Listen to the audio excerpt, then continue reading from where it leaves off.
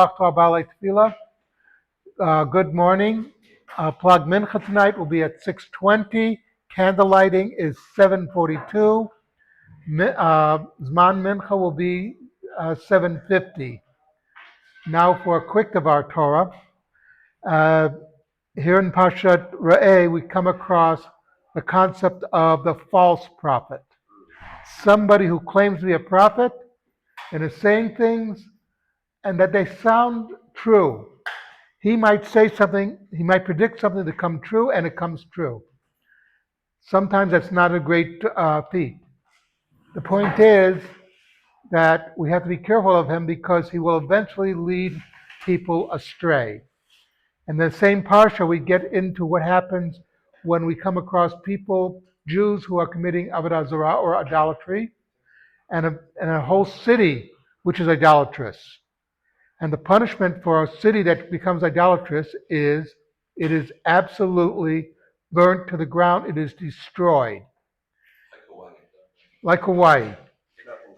Uh, but all joking aside, that and the question comes up, you mean everything?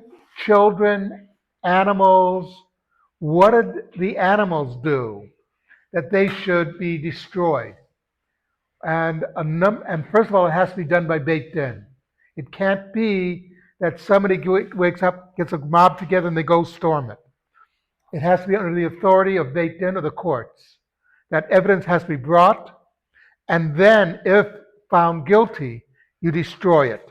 So why destroy the whole thing? So that it's a way to avoid people going around saying, oh, they got good animals. I want those animals. So we'll destroy the city and keep the animals. No, you're getting no profit from destroying the city. It is of absolutely no use to anybody. It's not something to do. And by the way, there's a Tosefta that says this never happened.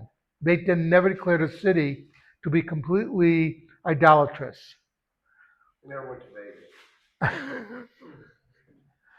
Oh, we got a good group today.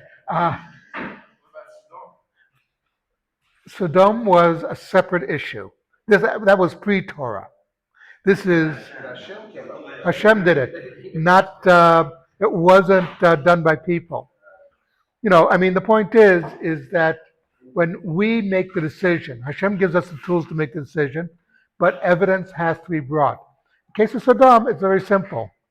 Hashem knew what was going on. And Avraham Avinu, Abraham, did his best to defend Sodom, and he couldn't do it. So the same thing, you have to follow in the footsteps of Abraham or Avraham Avinu, in that you have to bring evidence, hard evidence, that this is what's happening, and this all stems from the false prophet, because he said things that seem reasonable, but underneath it, underlying it, are things that will lead to the destruction.